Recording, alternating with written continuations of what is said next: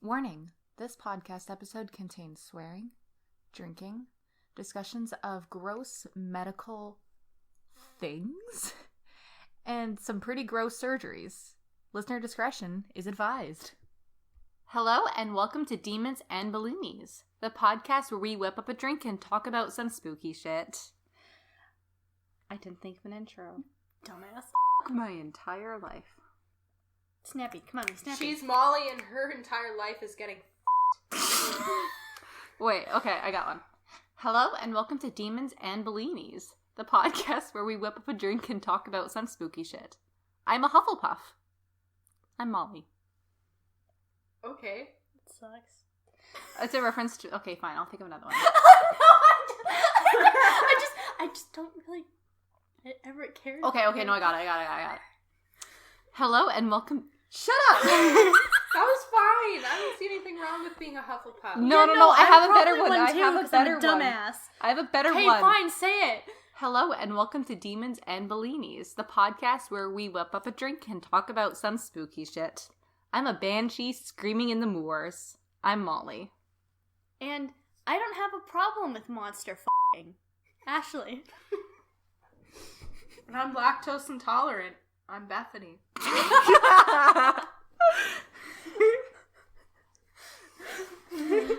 You know what my intro is?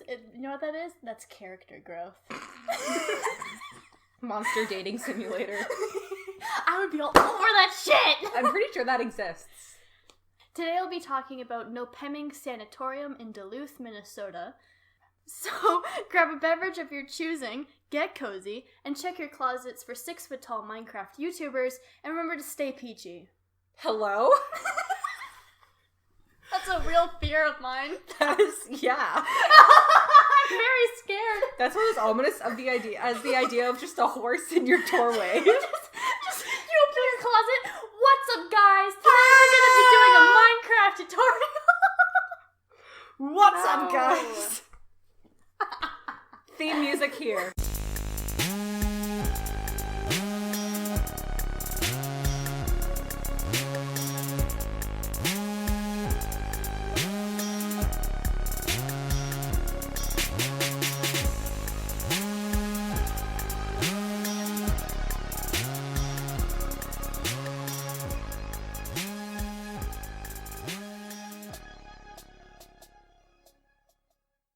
Are there demons? Not Here? In my ass. Oh, no. Okay, so wait, before I get into Nopeming, I was supposed to do this last week, but we didn't, because Molly just didn't segue to it. But whatever, it's fine. God damn it, Molly. I'm sorry. God damn it. So, for those of you who've been listening to us for a while, I did a episode on the house that inspired the Conjuring movies. Mm-hmm. And there's been some updates about that house that I feel like are worth mentioning, because they're... I saw on Snapchat someone moved in. Yes, it's dumbassery at its finest.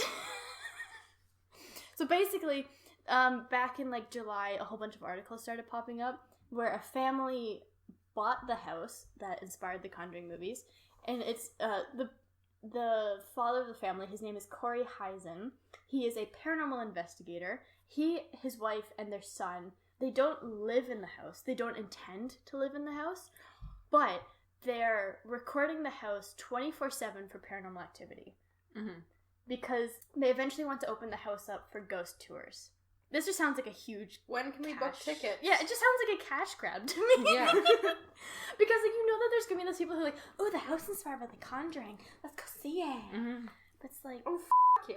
let's go see it. Let's Let's go go see If it just happened it. to be in the area. Yeah, right? But that just seems like what it is. But they already captured footsteps, knocking sounds, and doors opening on their own.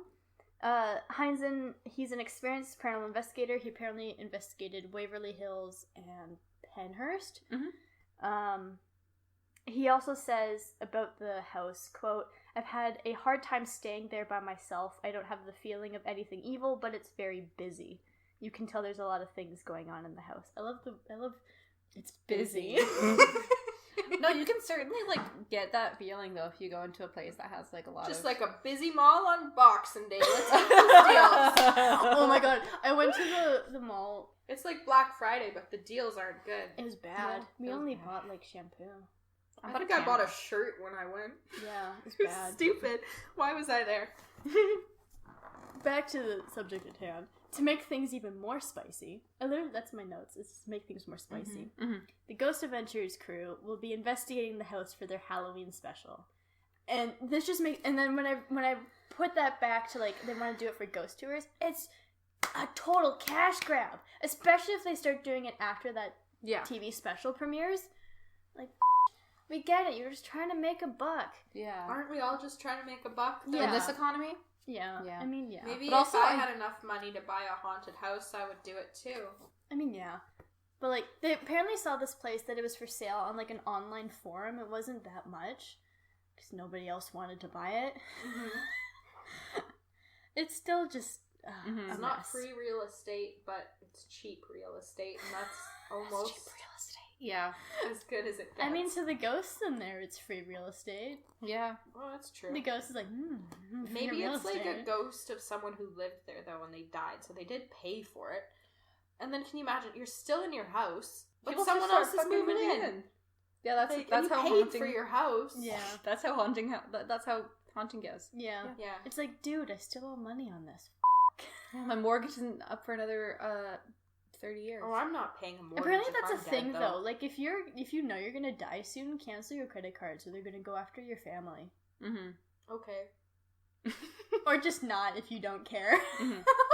Well, like, Or just don't die. isn't it only if you owe money though on your credit card? So if you Probably. know you're gonna die, just pay off your credit card. That you should too. be paying off your credit card already, for sake. Pay off your credit But, card, like, everyone. if you're dying, I don't know if Like- taxes are high on your priority list. Oh, I guess. I don't know. My Taxes interest is are really early. high, so I always pay mine off every month. Yeah. Yeah. Yeah. Also, the idea of just Zach doing his shit in that house is very I'm terrifying. scared. Yeah. Anyway, No Point Asylum. It's called Nopeming! God! There's Anyways. no f***ing point to this. Anyways, Nopeming There's no Sanatorium. point. You might recognize Nopeming Sanatorium because Ghost Adventures also investigated it. I chose it because it was one of my favorite episodes. Eat my ass. So... Do you actually want them to? No. Well, Ghost Adventures, you heard it here. Stop! Zachary Bagels, you heard it first. Okay. Okay.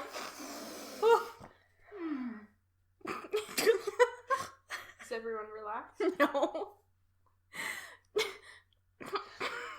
I haven't even gone past the location. I'm done. Okay, Nopeming Sanatorium in Duluth, Minnesota. It opened in May 1912 to house tuberculosis patients. In 1957, it opened its doors to the elderly and fully became a nursing home in 1971, as there are no more patients to TB, because people invented the vaccine. Vaccinate your fucking kids. Yeah. The building was then abandoned in 2002. On the note of vaccinating your kids, I'm going to just delve a little bit into the history of tuberculosis, kind of as an emphasis Yeah. To emphasize? why you should vaccinate. Yes. Because tuberculosis sucked ass. Mm-hmm. It sucked your ass? Not mine. Your Does ass. it suck others' asses? Probably, but not mine. People had tubers in their losises. Like tubers, like potatoes, that's a tuber, right? Carrots, that's a root vegetables, the thick root, that's a tuber. It's a tuber. A tuber. Okay. A tuber is a thick root. In your lung, though. Yes. That's the tuberculosis. You've got seeds. in Your You lung. know so much about different kinds of plants. You're fucking I country do. girl. I know a lot about plants. I'm a country girl. So tuberculosis, as defined by HealthLink BC, is, quote, caused by bacteria that spreads through the air when a person with contagious TB coughs, sneezes, sings, or talks. Sings. Yeah, I know. This is... You're all sick. TB usually affects the lungs, Sick? but it can also affect other parts of the body like glands, bones, joints, kidneys, the brain, And reproductive organs. Damn TB in my vagina? More likely than you think. So, symptoms of tuberculosis include a cough that pulls a thick, cloudy, and sometimes bloody mucus from the septum in the lungs. Yeah. Like, that's a TB cough. I'm sorry, tuberculosis is still in some countries, and that's pretty disrespectful of me. I apologize if you have TB. Vaccinate your kids. That's right. It can also cause tiredness, weight loss, night sweats or heat flashes, fever, rapid heartbeat, swelling in the neck or lymph nodes, and shortness of breath and chest pains. Oh my god. I've woken up sweaty in the night. I woke up sweaty last night. You're Do you think TB? I have been coughing because my throat's been messed up since I was in grade 4. Do you think I caught TB then? Well, here's how you can take care of it. Okay, thank you. TB is normally treated with antibiotics. People who have TB today will be cured if they seek medical help and take their medications as prescribed for at least 6 months. However, it didn't used to be like that, and we should be very grateful that TB can be so easily cured now, because there were some cures in the past that were really f***ed. Did it involve, like, bloodletting? Or is that, like... Something like that, but I'll get to it. Okay. If you've got TB in your reproductive organs, you need one of those medical vibrators that people used to have. Or you can, like, Do you have hysteria? Maybe. Flush it out. I know that vaginas are self-cleaning, but just Flush flush it it out. Put Flush one out leg the up TV. on the shower. Put one leg up on the wall and just scrub it out. Scrub it. Get it out. Anyways, tuberculosis has been a very prominent disease throughout much of human history. In medieval England and France, TB was known as the king's evil, and it was believed that those affected by it could be cured by a touch from the king or going to, like, a tomb where there were artifacts from monarchy, and they would just have to touch them and they would be cured. So, don't go there, right? Did that- if you're healthy. Did that work at one point? No. Is that why that, like... Maybe, Maybe they had, like, one case and it's like, oh shit, was, I'm like, cured. just and one is that coincidence? Just, like, yeah. but yeah, it was... Fun. Anyways, in 1363, a French surgeon named... Can you read this Does name? he French lady? Guy. Guy de Chauliac? Does he No. I feel like maybe he would... Not. I feel like he would maybe occasionally. Because Occasionally. isn't, like, ghee, like, I don't know how it's spelled, but, like, ghee, Like, guy. no, but, like, we're thinking, like, ghee, you know, that like, Oh, the fermented butter, that doesn't it's slippery, but it doesn't Alright, so he came up with another way to cure TB other than being touched by a monarch. Guy proposed, quote, the removal of the scrolophus gland with an engraving as recommended by Paul of Angina, who advised the surgical removal of the diseased gland, taking care not to harm vessels or nerves of which the neck region is rich. So where's the gland? Is it just in the neck? It's in the neck, which is, he's on the right path, Yeah. but tuberculosis mostly affects the lungs. So he thought, because one of the symptoms is swelling in the neck, he thought if you take out some of the glands there, you'll be fine. But you're not. Yeah, You're he's not. just taking out glands You have in to your take neck. out the lung. Remove your lungs. We'll get there. Oh. Oh. So, in 1722, English physician Benjamin Martin published a... Benjamin Martin? My brother's name is Benjamin. Benjamin. So, okay! Passes. Benjamin Martin published a new theory of Call him consumption. by his name, Jammin. Jammin Martin published a new theory of consumptions in 1722. Oh, that's right. They called it consumption. They did. Okay. So, chapter 1 of his book describes the symptoms of consumption or consumption of the lungs. Chapter 2 is interesting because, as Raymond N. Deutsch, I think, describes in his review titled Benjamin Martin and His New Theory of Consumption, it is, quote, a theoretical statement of the germ theory of epidemic diseases that is entirely consistent with what one finds in any modern textbook about medical microbiology. Welcome to germ theory. But it's kind of interesting that this guy wrote this book in 1722, but he was spot on. Yeah. With, which, I mean... We should all listen to Jammins. Yeah. And then chapter 3 and 4 go over possible cures. So the name tuberculosis was not coined until the mid-19th century. Up until then, consumption, or, I hate this word, pathesis, That sounds bad. If you get diagnosed with pathesis? Pathesis? Do you want to see how it's spelled? PHTHISIS. I hate that. Yeah. Like if you're diagnosed with consumption, you're consuming. Yeah, but pathesis? Pathesis sounds serious. That sounds scary. Mm-hmm. So those were the common medical names, but the average person, they had a lot of different names for this disease, such as the white plague or death, playing on the black plague, lung fever, the bugs. Oh. The bugs. The bugs. That sounds like crabs. The bugs. They also called it graveyard cough. Graveyard cough in my vagina? Yeah. This one's my favorite. Apparently people also called it a one-way trip to Arizona. Oh. That's a very long name. Man, I got the one-way trip to Arizona in my asshole. Tuberculosis is not in your ass! I don't know why asshole So came you can out. have all the anal you want with someone with I can't even talk. Tuberculosis. Tuberculosis. Other names were also Rocks in the Chest and The Robber of Youth. That's very... Oh, sad. That sounds like a band name. I'm gonna rob your youth, idiot. Give me all your youth. If you're corrupting kids, you're a robber of youth. That's what what parents in the 80s were so terrified of with the Satan panic. They were like, Satan's gonna take all their youth. And he did. Because look at kids these days. They've got their mobile devices. They're looking at porn. Pornography. They're dabbing. They're whipping. They've got they're saying their yeet. hoverboards. Their penny boards. What is wrong with walking? They're making memes. Memes? That's right. They took their youth. Memes robbed us of our youth. That's right. Let's just call memes grave robbers. Robbers of youth. 2 Girls, 1 Cup took my youth. When I was like 10. Shit, I'm sorry.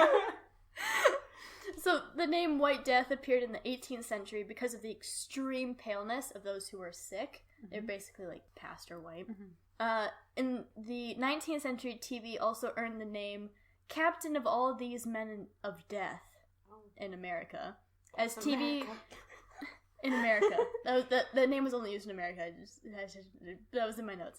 TB was responsible for one in every 4 deaths. Oh, jeez. It's a lot of deaths. Yeah, it was a lot of deaths. So TB may also be one reason why we have the vampire myth today. Right. Many people describe someone sick with consumption as wasting away as if their life was being sucked out of them. Oh. As well That's as not as sexy as vampires. So as well with Twilight. Tuberculosis was very contagious, and it seemed like a monster was like attacking all these people, robbing them of their youth. No. A common way to kill a vampire was to dig up the body of the first person in the village who became sick, and then they would burn and stake it, or stake and then burn. Whichever method seems best to you to make the soup. Mm-hmm. Not in Twilight. They can't be killed. The vampires, they can't be killed. Their pieces crawl together again. What? If they're... It's been a while since I watched we should Twilight. watch Twilight after this. Hey, I haven't just watched it. I've read it, and I've read the movie guides, and I've read the... Whatever the one... it was like a... Oh, the spin-off book? Supplementary thing. It was like... The girl's name was Bree. Yeah, I read that one. That was actually good. Yeah. It was sad. Yeah. Yeah. She dies at the end, right? Yeah. Spoiler. It's been out She's for just over 10 misled. years. She's just misled, you know? And, like, the Cullens could have, you know, if they could have just taken her in. Yeah. Oh, I'm sorry, Brie. Alright. Well, let's talk about capitalism and how bad it is. During the Industrial Revolution, difficult social conditions, such as extremely deprived work settings, poorly ventilated and overcrowded housing, primitive sanitation, malnutrition, and other high-risk factors were highly associated with the disease, so they were common causes. Mm-hmm. Thanks, capitalism. I worked for the capitalist society, and all I got was tuberculosis. God damn it, every time. So debates about the causes of TB and how to cure it began in the 19th century. One theory suggested that it was hereditary, while others suggested it might be infectious. And they were right. Yeah. They were right. Spoiler alert. It is hereditary. That's why they killed everyone who had it. Yikes. So they couldn't reproduce. No, they didn't kill them. Oh. The first successful remedies came in the form of the sanatorium. It was first described in 1854 by Herman Bremer. Does he No. He's never in his life. Herman. Herman has never in his life. He's a virgin. Virgin I think he can He is a doctor, isn't he? I think that No, Herman Bremer was a botany student. Oh, well that's more up my alley. I feel like maybe he can if he wants to. Alright, he fell sick with tuberculosis. Oh. He decided to travel to the Himalayan mountains, and he found that the fresh mountain air had healing effects. He founded the first sanatorium in Gorbersdorf. That's a name. That's a name. Yeah, a mountain town with lots of fresh forest air. Around the same time in 1865... 1865. Oh, I think this guy's gonna do you want to say it, Molly, with your good French? That name? Jean-Antoine William. Yeah, he Jean. Jean-Antoine William. That's like my mom's boyfriend. Okay, never mind. Jean Paul. Jean. It's spelled Jean. Yes. Yeah, it's like that, right? Oh, I'm sorry. Yeah, no. He Can you was- guys like stop bringing in names of my family members? I'm not trying to. Yeah. Alright, anyways. JP was Jean. Yeah. Jean was a French military surgeon, and he was able to demonstrate TB's infectious nature. Don't look at me like that. It's got the infectious nature. He found that soldiers who were stationed in barracks for long periods of time were more likely to fall sick with tuberculosis than those out in the field. He also noted that healthy recruits who came in from the countryside often fell sick with consumption not long after beginning their service. So a lot of soldiers, when they start off in the barracks where they're like in close confinement with a lot of other soldiers. 18 naked. What? Just Ram referencing Ranch. What? I've never heard of this. I literally just played that song. Oh. 18 yeah. naked cowboys in the showers at Ram Ranch. What the hell? That song is 7 minutes. I can send it to you if you want Okay, it. Country Sure. boys. Country boys. Anyway, It was in 1884 that I hate this last name because it's so bad. Robert Koch? It's Koch. Probably pronounced cock. Where?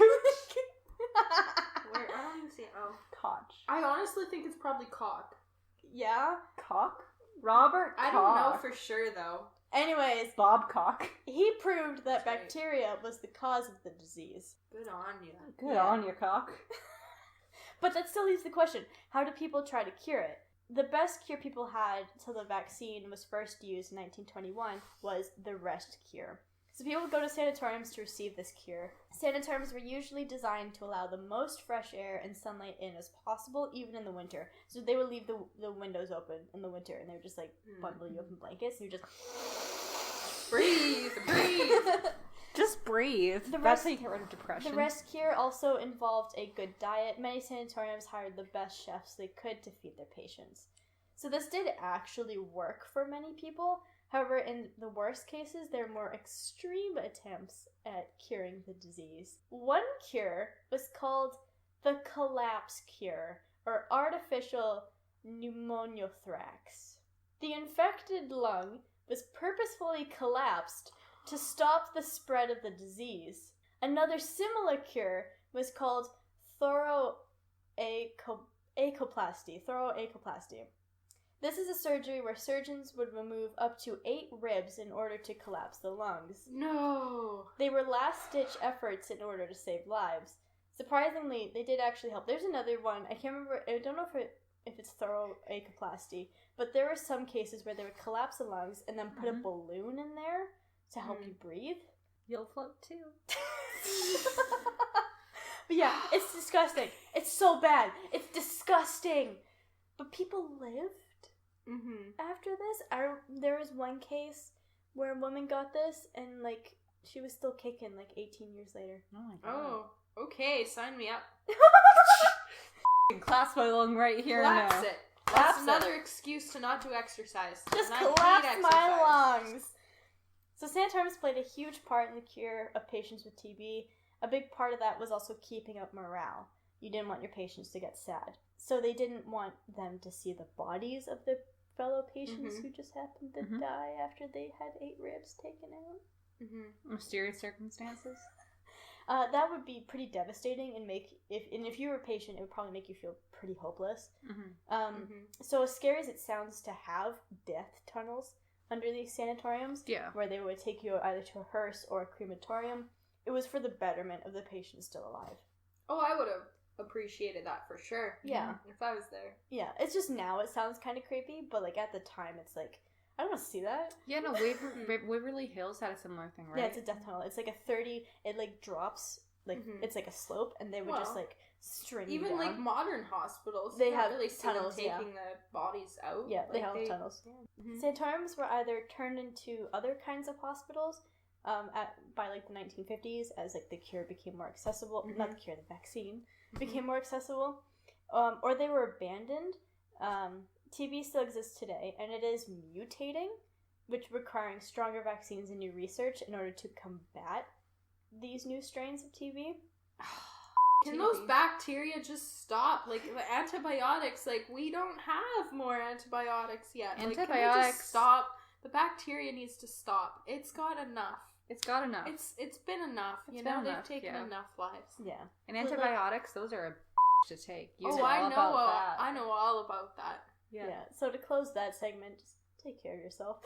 Don't get TB. Vaccinate your kids. Yep. So don't now, breathe. Back to Nopeming. Nopeming. Nopeming. Like not no a pemmican, pemmican, right? Pemmican? No, They it's didn't have Nopeming. It's Nopeming. Pemmican. Nopeming. Pemmican. Stop it. It's Nopeming. Pemmican. Nopeming! Canadian history, I learned. Alright, so as I said before, it opened May 22nd, 1912, and it worked under the direction of the St. Louis County Sanatorium Commission. St. Louis. Yep. What is that abbreviated to? SLCC? If you're trying to make something funny, it's not happening. I don't know. The slack. The slack. Pick up the slack. So the name Nopeming comes from the Ojibwe or Chippewa vocabulary. It means out in the woods or in the forest. It was suggested by Reverend Frank Piquet, who was a missionary. He suggested the name because the land was traditional Ojibwe hunting grounds. Well, that's a very, very nice sentiment that a missionary would do. Let's just name it after the local language. That's lovely. He was the only person to do that. Everybody else had like good. Historical names or like American patriarch. Okay, never mind. Then like that's names. Good. He was the only person to actually be like, "Hey, we should do Nopeming," and then they did a vote and they decided Nopeming. I just like being a But the reason that they picked You're just a Nopeming, Molly. but the reason they picked Nopeming was because they thought that it was romantic. Okay. And then that gets a little bit weird. But That's kind of like names around here, though. Like, there's a lot of like indigenous names for stuff. Yeah, Coquitlam. Yeah. Where else? I don't know. I said that point and I can't think of a single thing now. And then like there's also like names like False Creek, which is like stolen indigenous land. Why is it false? What'd that creek do wrong? Well, I don't think the creek did anything Isn't it wrong. like an I inlet? think it was like, yeah. But we call it a creek. Maybe that's why it's a That's false weird. creek. Anyway. Yeah. So the location that Nopeming is on, it was selected because of its accessibility, protection, sanitation, scenic views, and its agricultural development. That sounds a lot like Essendale. So Nopeming is made up of 31 different buildings, including the main building, the Trudeau building. Oh. I don't think there's a relation. Okay, is it spelled the same? Yes. Justin Trudeau. No, it's Pierre. It's Pierre Trudeau. That's what it's. No, it's it was Pierre 1912. Pierre Trudeau. Pierre Trudeau was not born yet. When was he born? Because he was like prime minister in what, like the 80s? Yeah, Pierre Trudeau just inserting himself. He wouldn't have been born, but his parents would have been born. I mean, bet. there might be. I didn't look into that It's connection. the Trudeau family. It's a conspiracy. The Trudeau building was held the nursing program, so that's where nurses and stuff would train. There is the Wilcuts annex to house more patients and the children's cottage. There is also the Chateau building, which was built in 1926. Chateau, see, that's French. That's the Trudeau family. Yeah. The Chateau building had operating rooms, and it looked like the modern hospitals we know today. Other buildings included steam and water filtration plants, houses for doctors and nurses, cabin-style structures that patients rested in while they took walks around the sanatorium. Walks were pretty common prescription. Take a walk. Yeah, just be like, oh, you're having trouble breathing today? Go take a walk, idiot. Yeah, that was aggressive. Yeah. I'm sorry. Idiot. Just go walk around a little bit. Yeah, you'll feel better. Oh, you're feeling depressed? Just go outside. You're feeling depressed? I'm gonna be depressed yoga? Outside! Have you tried yoga? Have you tried drinking water? I'll still Molly, I know you haven't tried drinking water. I know you haven't tried yoga. I've tried yoga. Like once? No. Does yoga once? I've tried yoga. Nopeming also had tennis courts and a dining hall with a stage where many plays were performed. Oh, lovely. What kind of plays? I don't know. Did they do Hamlet? I don't think they would have done that for people dying, Molly. Never a bad time to teach your patients about Shakespeare. Well, not Hamlet, though. They can do a comedy. Like, we saw Merry Wives of Windsor. They could have done that. They could have done a comedy of errors. The Tempest? Yeah. That's not a comedy. No. That's not a comedy. Okay. So it is if someone gets married, but I wouldn't. The Tempest is all about colonialism. Well, they were colonialists back in those days. Colonialism? What a comedy! Sorry. It's okay. Okay, so by World War II, there are about 300 patients at Nopeming, including children. 37 of these patients, not the children, 37 of these patients and medical staff went overseas to fight in World War II. When they returned, tuberculosis was on the decline. Wait, what? They let the patients go fight? If it wasn't like bad, I'm assuming. Oh. But yeah, apparently what I saw was that a couple patients were like, I'm gonna go fight. You're at a retreat for, like, TB. Yeah. And you're like, I'm feeling a little bit better. I'm gonna go fight some Nazis. I'm gonna go fight. I respect that. That's crazy. It is crazy, but yeah. I'd be pissed if I was a soldier and I ended up with TB from some guy that decided he was done being on a retreat for TB and wanted to go fight Nazis. Like, he just wanted to punch him. Well, I respect that, but at the same time, like, know your place, you know? Yeah. But when they returned, tuberculosis was on the decline. That's good. Because the vaccine. Probably because they sent them overseas to fight Nazis. The vaccine was more accessible. It was bumping. Vaccine was bumping. Vaccine was f***ing. If only the vaccines were bumping today. Yeah. Anti-vaxxers. Yeah. Vaccinate your kids. Families, they're still bumping. Vaccines fuck. Yeah. So the sanatorium was a nursing home until it closed in 2002. The reason it closed was because the owners could not afford to pay the $5 million it would have cost to repair the whole campus and bring it up to modern codes. Yikes. Yeah, so they were forced to close it. So of course death $5 million isn't even that much though. Like, couldn't someone have donated it? Apparently between, like, before, leading up to 2002, they lost about $3 million. Yikes. Somebody help these people restore their sanatorium. Well, they're working on it. I'll get to that. Yeah. So of course death was a pretty ominous presence at Nopeming. So many did die to tuberculosis, but people also took their own lives. Even though they were so free in the nature. Taking walks every day? I mean, think about it this way though. Yeah. It's a pretty intense disease. Mm-hmm. And if you're living at a time when there isn't access to a vaccine. I think if they were going to talk about collapsing my lungs, maybe I would want to die instead too. Yeah. It's pretty scary. So buildings housing patients are actually forced to put bars over staircases, windows, and balconies to prevent people from jumping. That's why they exist. There is also a premeditated murder-suicide at Nopeming. Oh.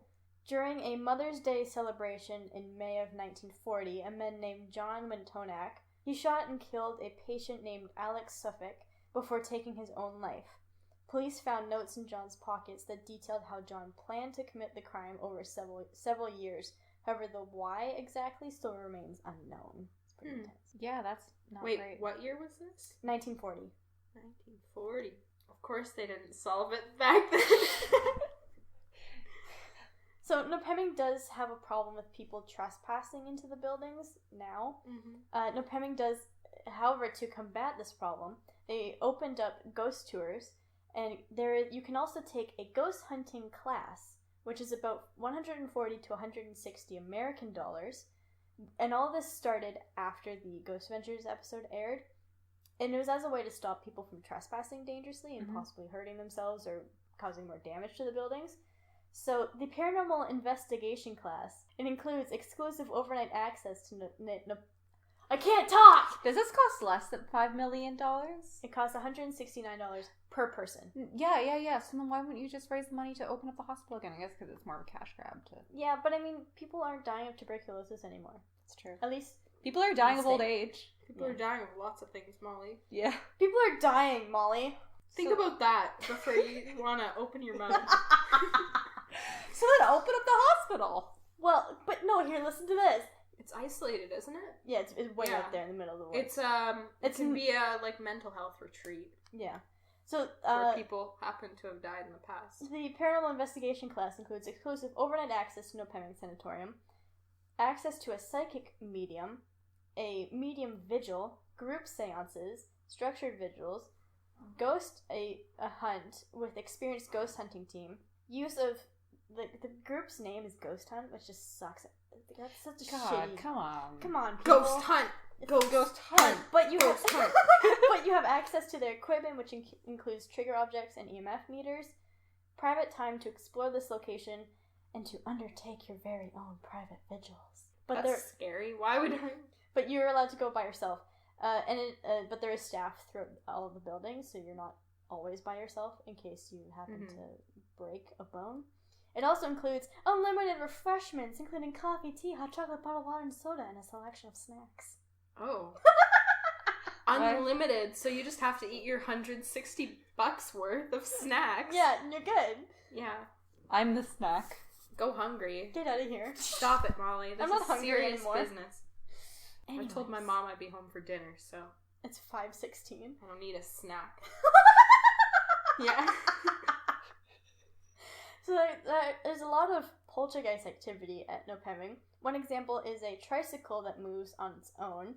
There are photos that show it facing in one direction, and then you'll take like another photo, like a couple minutes later, and it's facing the other way. I feel like that's very easy to fake. Oh, it totally is. There's also been doors opening, sounds of a little girl giggling. A local radio host claims they saw a chair move on its own, and when they slept there overnight, they were kicked by what they claim was a ghost. Like, they were just sleeping on the floor and then just got curb stomped. What if it was like a raccoon or something? Like, crawling over. He said that it felt like just like a full-ass human foot just like kicking him. That's freaky. Yeah. He probably knows. Why would he sleep there, though? People are whack. Do people sleep in Nopeming? Oh man, I'm getting tired. There's also people claim to see shadow figures and they feel cold spots. That's very typical haunting shit. Yeah. You know? So the most common apparition seen is a young 9-year-old girl. Paranormal investigator Missy Phoebus of Paranormal Research Minnesota claims that she and attendees of one of her ghost hunt classes saw the girl and heard her in the same hallway where the tricycle moves. Apparently there's a photo of her, but I cannot find it. Source your f***ing photos. Yeah. God. That's really upsetting. I'm sorry. Yeah. I also took notes on the Ghost Adventures episode this morning. All I'm going to say is the highest number I could find of people who were at Nopeming was about 300. Okay. And Zach Bagans kept f***ing saying, over thousands of deaths! Thousands of people have died here! So many f***ing thousands of people died! Thousands of people died! Zachary Bagels. Shut up. But it was open for a long time, wasn't it? It like, was. I mean, possibly over time, you might have gotten like into the 1,000 range, but it was not thousands. It was pretty. There was just dead bodies just everywhere, everywhere. There wasn't piles and piles up in the ceiling. It wasn't. Yeah, they just put them wherever they can. It was not. Up your wazoo. It was up the wazoo. No, I mean, from what I could find researching, like in 1940, it was 45. It was around 300 patients. So it's and they tried to keep it at a low number to be able to take care of everybody. So I mean, maybe over time it might have reached 1,000 number, but not thousands. Stop saying thousands. It's dramatic.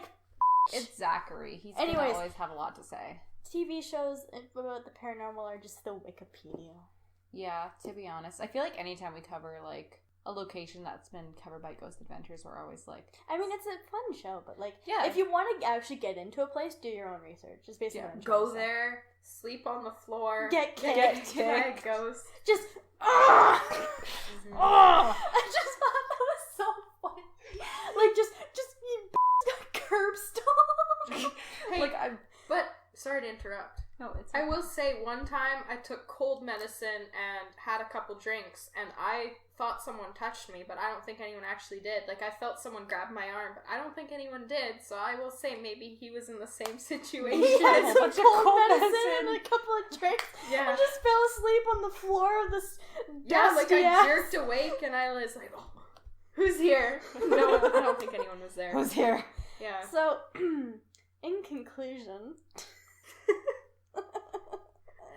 Don't have NyQuil before you go there. That's a good tip. Yeah. Conclusion I've come to. In conclusion, Nopeming is a sad place. Many people, not thousands, did die there. TV is a pretty horrible way to go. It does make me think of a quote, actually from the book that you got me, Molly, The Ghost, A Cultural History by Susan Owens. There's a quote that says, ghosts are mirrors of the times, they're reflections of our preoccupations, moving with the cultural trends and matching the mood of each age. So today we associate ghosts with like TV shows and the latest technology to find them, and like also old abandoned buildings, because like there's so much new around us that anything old just kind of like stands out as like creepy. Or also places of death such as hospitals, and thanks to horror movies we also think of ghosts as like dark and violent and like kind of associate them with like nightmarish kind of qualities.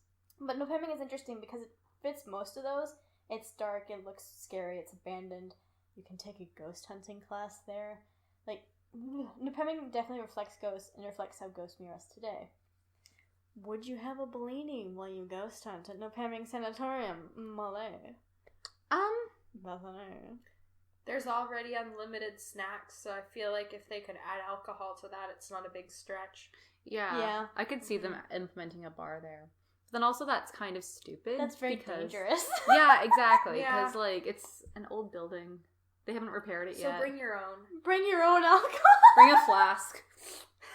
That's dangerous. Yeah. But, sure. I would have a drink as long as I'm not walking around there, because I don't want to fall through a One ceiling. drink. It's one drink. It's one drink, yeah. I'd get up after one drink, though. Yeah. I wouldn't want to pull, not to be an It fan on main, but I wouldn't want to pull an Eddie Kazbrak and just fall through the floor. Okay, well. Okay, well, weird flex, but okay. Yeah.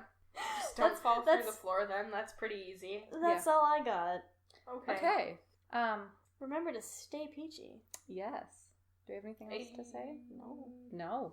Okay, do we do our bye thing? Bye! Thank you so much for tuning in this week, and we hope that you enjoyed the episode. This episode features the voices of Larry Lorette, Ashley Smith, and Bethany Williamson. Our theme music was composed and produced by Larry Lorette. Our cover image was designed by Kate, and sound editing was done by Molly. Have any comments, concerns, or cases you want us to cover? Email us at demonsandbellinis@gmail.com. You can also find us at Demons and Bellinis on Tumblr, Demons and Bellinis on Instagram, and at DBellinis on Twitter. That's capital D and capital B. You'll also be able to find case pictures tweeted out there and posted on our Instagram. Also, make sure that if you like what we do here, drop us a donation on Ko-fi, which you can find through our Twitter. Thanks again, and we hope that you keep your ears open.